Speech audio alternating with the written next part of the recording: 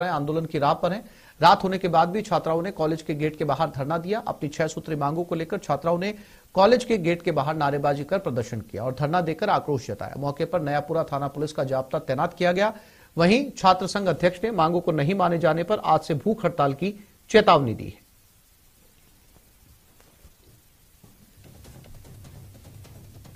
छात्राओं ने रात भर धरना दिया है, अब भूख हड़ताल की चेतावनी दी है। 6 सूत्री मांगे हैं, नारेबाजी भी की गई। ये तस्वीरें। कॉलेज प्रशासन आए दिन लड़कियों के फोन खोते, आए दिन कुछ ना कुछ चोरी चकारी होती है। महाविद्यालय में कैमरे नहीं है, सैनिटरी पैड की मशीनें नहीं है और ई मित्र की सुविधा नहीं है, कैंटीन नहीं है। इन चीजों को लेके हमने धरना दिया है। अब इतनी रात का समय हो चुका है, क्या धरना भी? सरकार बेटी पढ़ाओ बेटी बचाओ का नारा देती है, लेकिन यहाँ पे बेटियां सड़कों पे बैठी हुई है आधी रात को। कोई मतलब नहीं है, ना तो कॉलेज प्रशासन को ना सरकार को। क्या रहेगा अब आगे, क्या डिसीजन? आगे हमारा धरना इसी तरीके से जारी रहेगा। आगे कल से हम भूख हड़ताल पर बैठेंगे। आज महाविद्यालय प्रशासन द्वारा हमारा कोई ना तो बात की गई हमसे अच्छी तरीके से, ना प्रिंसिपल सर ने हमें कोई आश्वासन दिया। आगे इसी तरीके से धरना हमारा जारी रहेगा। और ओम प्रकाश कोटा से हमारे साथ एक बार फिर से जुड़ गए। ओम प्रकाश, क्या ये पूरा मामला है? क्या 6 सूत्रीय मांगे हैं और क्या छात्राओं की मांग को सुना जा रहा है?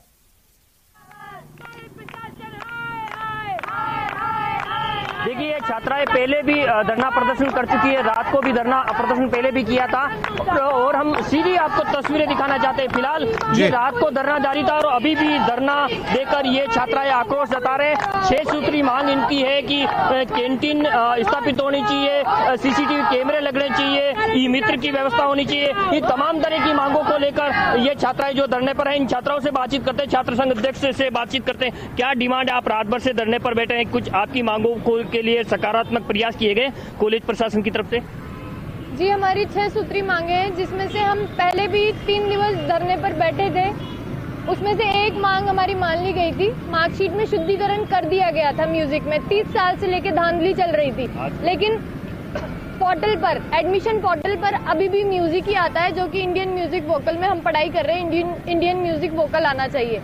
उसके बाद हमारी महाविद्यालय में ई मित्र की सुविधा नहीं है, कैंटीन नहीं है। हाड़ौती क्षेत्र का सबसे बड़ा कन्याओं का महाविद्यालय है, जिसमें सैनिटरी पैड की मशीन नहीं है। अब आप रात भर धरने से बैठे, पहले भी बैठे, अब आगे का आपका क्या कदम रहेगा? आज से मैं भूख हड़ताल पर हूँ।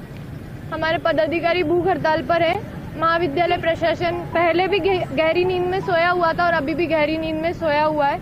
हमारी रात को भी कोई सुध नहीं ली गई, ना प्रत्यक्ष रूप से न अप्रत्यक्ष। आगे क्या रहेगा? आप भी इनके साथ धरने पर बैठे हैं, आपको लगता नहीं कि प्रशासन आपकी तरफ से ध्यान नहीं दे रहा? प्रशासन तो अभी तक कोई ध्यान दे नहीं रहा है। आते हैं, बस कहते काम हो जाएगा, कब होगा? ना कोई आश्वासन है, ना कुछ चीज है। जब हम बोलते हैं कि हमें आश्वासन लिख के दिया जाए या लिखित रूप में दिया जाए, तो वो साफ मना कर देते हैं कि हमें कोई लिखित रूप में आपको नहीं दे सकते। लिखित रूप में कुछ होता ही नहीं है।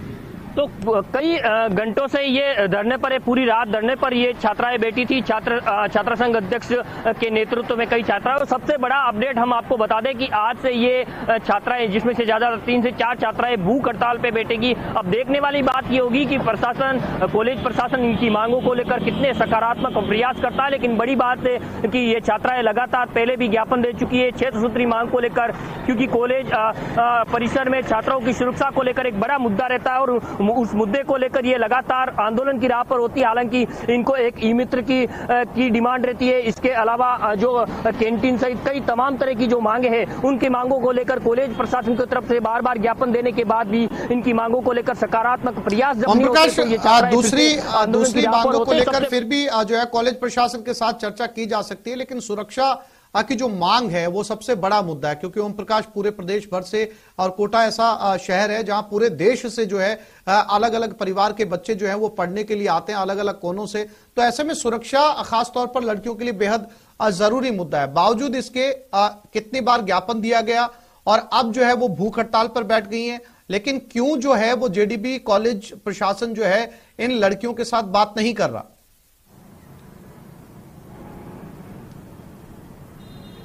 कि यही सबसे बड़ा सवाल है कि आखिर जब इनकी वाजिब डिमांड है और सुरक्षा को लेकर तो एक बड़ा सवाल खड़ा होता है, क्योंकि देश के कोने कोने से यहाँ कोचिंग छात्र छात्राएं यहाँ डॉक्टर और इंजीनियर बनने का सपना लेकर आते हैं और यही एक कॉलेज ऐसा है जहाँ सुरक्षा को लेकर बड़े सवाल खड़े होते हैं। सीसीटीवी कैमरे लगाने के लिए, सुरक्षा व्यवस्था को मजबूत करने की ये लगातार इनको डिमांड रहती है और इसी बात को लेकर हम फिर से आपको तस्वीरें दिखाना चाहते हैं। ये नारेबाजी कर प्रदर्शन शुरू फिर से इन्होंने कर दिया है। हालांकि रात भर से ये धरने पर बैठी थी, लेकिन फिर से जानना चाहते हैं, आपसे जानना चाहते हैं, क्या एक सुरक्षा बड़ा मुद्दा रहता है छात्राओं की सुरक्षा को लेकर, आखिर आपकी बात को क्यों नहीं सुना जा रहा है? कॉलेज प्रशासन, प्रिंसिपल सर दबाव में है, नौकरी खतरे में है, क्योंकि 30 साल की जो धांधली करी है इन्होंने। आयुक्तालय का साफ निर्देश है कि कॉलेज प्रशासन, मूल महाविद्यालय की जिम्मेदारी है सही करना पोर्टल पर, लेकिन अभी तक प्रिंसिपल सर यूनिवर्सिटी। तो सीधा आपका भ्रष्टाचार का आरोप है? जी बिल्कुल भ्रष्टाचार। जब 30 साल से भ्रष्टाचार कर रहे हैं तो अभी भी भ्रष्टाचार ही कर रहे हैं। तो बड़ा मुद्दा जो है आसिफ, यहाँ कहा जा सकता है कि इन्होंने जो आरोप लगाया है, कारण यही है कि इनकी समस्याओं का जो है समाधान नहीं हो पाता है और क्योंकि भ्रष्टाचार का आरोप भी ये लगाते हैं। लगातार ये तमाम तस्वीरें दिखाने और जानकारी के लिए ओम प्रकाश आपका धन्यवाद। ये खबर भरतपुर से। बयाना में पानी की समस्या से लोगों को परेशानी हो रही है। लोगों ने बयाना बसड़ी स्टेट हाईवे पर जाम लगा दिया। सूचना मिलने पर पुलिस मौके पर पहुंची। ग्रामीणों से समझाइश की कोशिश की जा रही है। जाम से हाईवे पर वाहनों की लंबी कतारें लग गई।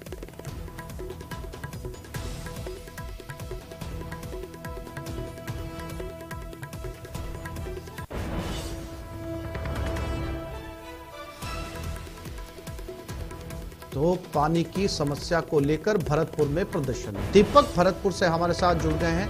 दीपक, क्या मांग है गांव वालों की? गांव वालों की जो मांग वो है कि लंबे समय से वहां पर जो पानी की कमी है वो किल्लत जो है ग्रामीण झेल रहे हैं और उन्होंने बार बार जो है कई बार अधिकारियों को भी अवगत कराया है, जो जनप्रतिनिधि हैं उनको भी अवगत कराया है, लेकिन अभी तक पानी की समस्या का कोई भी समाधान जो है वो नहीं हो पाया और उसी से आज उन्होंने गुस्सा होकर के जो है बयाना बसेड़ी जो स्टेट हाईवे है उसको जाम कर दिया और जाम से जो काफी लंबी वाहनों की जो कतार है वो लग गई। घटना की सूचना पर जो गढ़ीवाजना थाना पुलिस है वो मौके पर पहुंची और जो ग्रामीण है उनसे जाम खुलने की जो समझाइश है वो की, लेकिन उनका कहना है कि हमारी जो समस्या है उसका समाधान किया जाए। हम पानी की समस्या से लंबे समय से जूझ रहे हैं लेकिन उसका अभी तक कोई समाधान नहीं हुआ है और ये बिल्कुल धौलपुर की सीमा पर सटा हुआ गाँव है जो बयाना उपखंड में आता है और लंबे समय पर वहाँ वो ही गांव नहीं, आसपास के जो और गांव है वो भी पानी की किल्लत से जो बड़ी झेल रहे हैं और उनके जो गांव के लोग हैं उनको यूपी की जो सीमा है वहां से जो है पानी लेकर के आना पड़ता है। तो ऐसे में उनकी मांग है कि यहाँ के जनप्रतिनिधि जो है वो हमारी बात को नहीं सुन रहे, हमारी समस्या का समाधान नहीं किया जा रहा और उसी से आज उन्होंने प्रताड़ित होकर के ये बयाना बसेड़ी जो स्टेट हाईवे है उसको जाम कर दिया। फिलहाल उनसे जो समझाइश का दौर है वो किया जा रहा है, उनको आश्वासन दिया जा रहा है, लेकिन अभी तक उनकी जो समस्या है उसका समाधान नहीं हुआ है, उसी के लेकर के इन्होंने जाम लगाया। जी, जानकारी के लिए आपका धन्यवाद। बजट सत्र के दूसरे चरण का चौथा दिन आज भी जारी रहेगा। बजट पर बहस प्रश्नकाल से शुरू होगी। विधानसभा की कार्रवाई। बजट पर 3 बजे विपक्ष, 4 बजे सीएम गहलोत इसका जवाब देंगे। कई अहम मुद्दों पर सवाल जवाब होंगे। आपको बता दें कि सतीश पूनिया आज अलग भूमिका में दिखेंगे। नेता प्रतिपक्ष की जगह प्रदेश अध्यक्ष पूनिया बोलेंगे। सीएम की रिप्लाई से पहले बजट पर पूनिया बोलेंगे और सदन में सरकार की बजट घोषणाओं की कमियां निकालेंगे। इसके साथ ही पिछले घोषणाओं की हकीकत बयान करेंगे। नेता प्रतिपक्ष गुलाब चंद कटारिया भी सदन में मौजूद रहेंगे।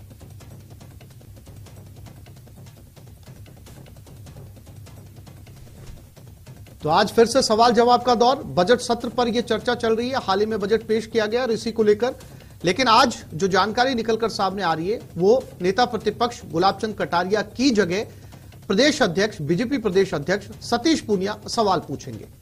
साथ ही साथ जो पिछले बजट की घोषणाएं हैं वो कितनी पूरी हो पाई हैं उनको लेकर भी विपक्ष जो है वो हमलावर रहेगा। और 4 बजे, 3 बजे ये सारे सवाल जवाब के सत्र होगा और उसके बाद में 4 बजे मुख्यमंत्री अशोक गहलोत इन सवालों का जवाब देंगे।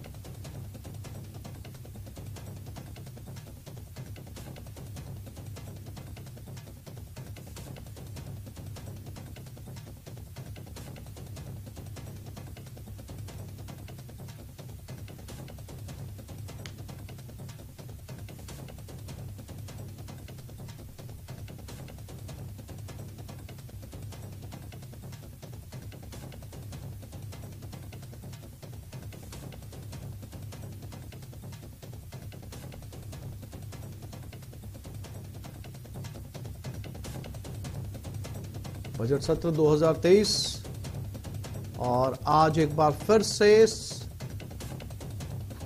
हाउस में हंगामा होने की संभावना। सचिन हमारे साथ जुड़ गए हैं विधानसभा से, उन्हीं के पास चलते हैं। सचिन, पहले 3 बजे सवालों का दौर, 4 बजे जवाब देंगे मुख्यमंत्री अशोक गहलोत। सवाल यह है कि आज गुलाबचंद कटारिया की जगह जो सवाल पूछने वाले हैं वो पूछने वाले हैं प्रदेश अध्यक्ष, बीजेपी प्रदेश अध्यक्ष सतीश पूनिया। इस बदलाव की बड़ी वजह सचिन?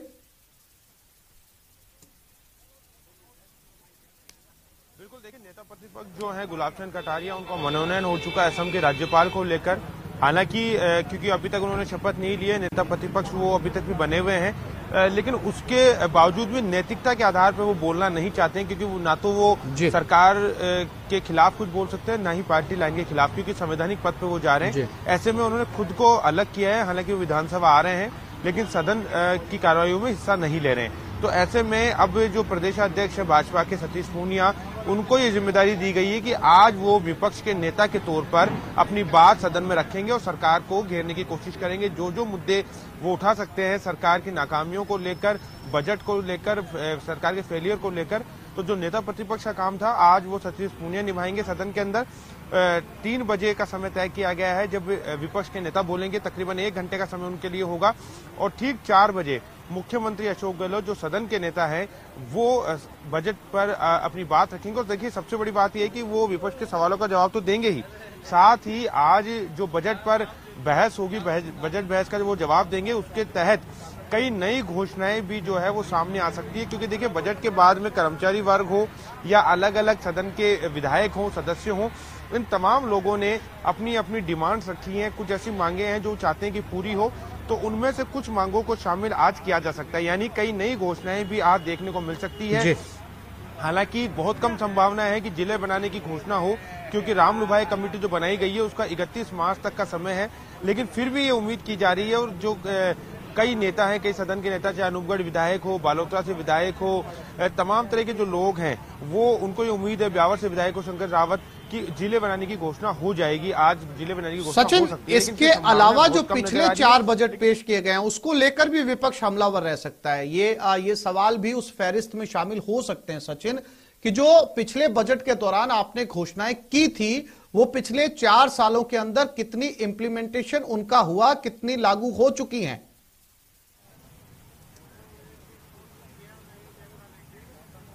बिल्कुल, देखिए ये तमाम तरह की चीजें सामने आएंगी। लगातार आज चौथा दिन है जब बजट पर बहस होगी।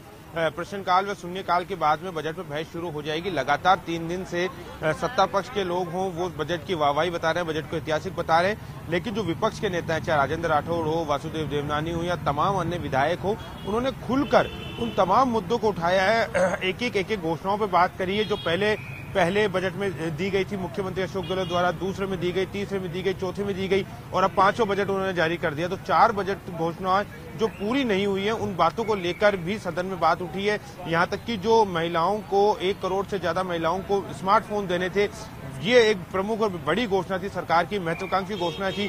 इसको लेकर भी सदन में सवाल उठाए गए हैं, प्रश्नकाल के जरिए सवाल उठाए गए, स्थगन प्रस्ताव के जरिए सवाल उठाए गए और बजट बहस के अंदर सवाल उठाए गए। तो आज ये तमाम तरह की चीजें जो है नेता प्रतिपक्ष के रूप में जब सतीश पूनिया बोलेंगे तो वो उठाएंगे, क्योंकि उनकी कोशिश यही रहेगी कि वो उन घोषणाओं को सामने रखेंगे जो घोषणाएं अब तक पूरी नहीं हुई है। इसके साथ ही प्रदेश की कानून व्यवस्था हो, कोचिंग स्टूडेंट्स की आत्महत्या से जुड़ा मामला हो, महिलाओं के साथ अत्याचार का मामला हो, दलितों के साथ अत्याचार का मामला हो, ये कुछ ऐसे बिंदु भी होंगे जो कि आज सतीश पूनिया उठाएंगे, सरकार को घेरने की कोशिश करेंगे। तकरीबन 1 घंटे सतीश पूनिया के पास समय है, वो लगातार 1 घंटे सरकार को घेरेंगे और उसके बाद जब 4 बजे मुख्यमंत्री अशोक गहलोत इस पूरे मामले में जवाब देंगे, 3 दिन में जो बहस चली उसमें जवाब देंगे, उसके अंदर वो विपक्ष के आरोपों का जवाब तो देंगे ही, साथ में कुछ ऐसी डिमांड है सत्ता पक्ष की और विपक्ष के लोगों की अपने अपने विधानसभा क्षेत्रों को लेकर, उन घोषणाओं को भी शामिल किया जा सकता है। और कर्मचारी वर्ग हो, युवा हो, क्योंकि लगातार आप देख रहे हैं कि नई भर्तियों को लेकर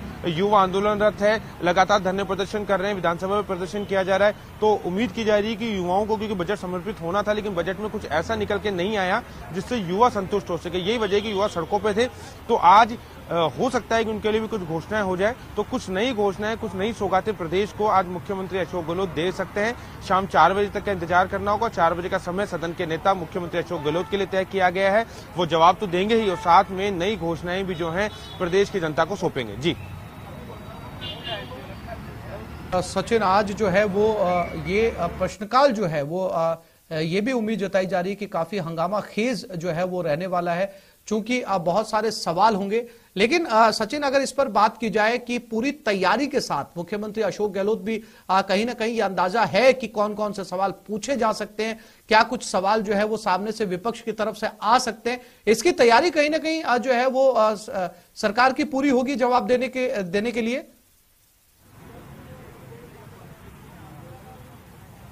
बिल्कुल, देखिए मुख्यमंत्री अशोक गहलोत बहुत ही अनुभवी नेता है। ये उनका 10वां बजट है और 10वें बजट पर वो एक तरह से बजट बहस का जवाब देंगे। 10वीं बार वो बजट बहस का जवाब देंगे। तो अनुभवी नेता है, तीसरी बार मुख्यमंत्री बने हैं, उनके लिए कोई नई बात नहीं है। मुख्यमंत्री अशोक गहलोत का जो आज फोकस रहेगा वो विपक्ष को जवाब देने का तो रहेगा ही, साथ ही जो प्रमुख मुद्दा है वो ये है कि राजस्थान कर्जे में है। इसको लेकर आपने देखा होगा पिछले कुछ दिनों से पूर्व मुख्यमंत्री वसुंधरा राजे भी हमलावर थी। वो बता रही हैं कि लगातार उनके शासनकाल में वो कितना कर्जा छोड़ के गए थे प्रदेश पर, आज इस सरकार ने कितना कर्जा कर लिया है।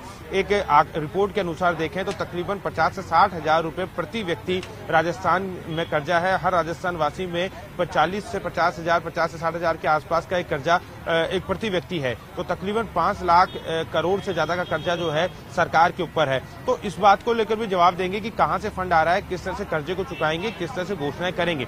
देखिए, विपक्ष का जो मुख्य जो बिंदु है वो यही है कि क्या कर्जा लेके ही बजट घोषणाएं पूरी की जाएगी, और अगर इसी जी सचिन, नजर बनाए रखिएगा क्या कुछ रहता है प्रश्नकाल में, और जवाब के अंदर अपडेट आपसे लेते रहेंगे। फिलहाल तमाम जानकारी के लिए आपका धन्यवाद। तो इस बुलेटिन में फिलहाल इतना ही। नमस्कार।